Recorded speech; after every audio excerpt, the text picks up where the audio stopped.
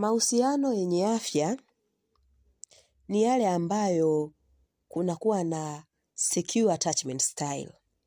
Ambapo ikoje? Attachment hii unakuwa unajiamini na pia unaamini wenzio.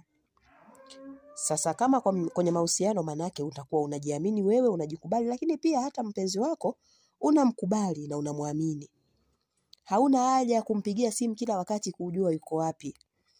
Hauna haja kila wakati kukaa unamfuatilia amekaa na nani ama ameenda wapi.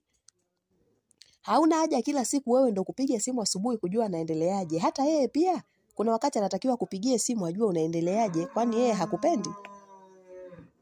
Kwa mtu ambaye sasa yeye hana secure attachment style. Kwa mfano, labda umechelewa kumpigia simu. Ama hata tu hujampigia simu. Muda wote yeye anakuwa na mawazo, muda wote yeye anataka afahamu uko wapi. Kwa nini? Kwa sababu pengine wakati anakuwa wazazi wake hawakuwepo, hakuwa na wazazi ambao walikuwa available.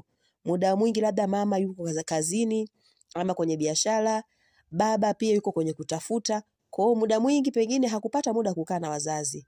Na mwingine unakuta pengine hakulelewa kabisa na hao wazazi. Kwa hiyo unakuta ile hali childhood trauma inamfanya ahisi kwamba pengine na wewe utamuacha, hautokuwepo. Anashindwa kukuamini. Anashindwa kukuamini sio kwamba hapendi kukuamini, hapana.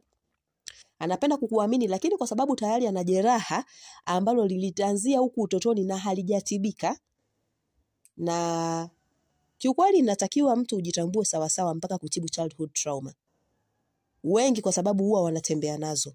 Kwa hiyo unaweza kukuta mtu anakuwa anakutafuta kila wakati, unasema huyu yuko clingy, ananifuatilia, she's so anxious. Bila kufahamu unaweza kumwacha mtu ambaye alikuwa ni bora sana, lakini kwa sababu tayari ana maumivu yale ambayo hayajatibika, ukamuona hafai. Kwa hiyo sasa kama una mtu ambaye muda wote yeye ana wasiwasi kama vile utamuacha, wewe unatakiwa ufanye nini? Pengine labda ni mume. Unachotakiwa kufanya ni kumhakikishia mwenzio kwamba upo, wala hutomkimbia ama hautofanya hivyo vitu. Kwa mfano labda unajua umeenda sehemu na unaweza ukachelewa kurudi. Basi ni vizuri ukamtaarifu mwenzio. Ukamwambia kwamba nitachelewa, akawa na taarifa, akawa informed, kuliko tu unaamua kwenda unachelewa bila taarifa. Utamfanya huyu mwenzio ambaye mpo kwenye ndoa akazidi kuwa anxious na utakuwa kama unamtrigger. Kwa sababu kama utakuwa unaondoka halafu utoi taarifa, that will be a trigger. Utakuwa unaamsha yale maumivu.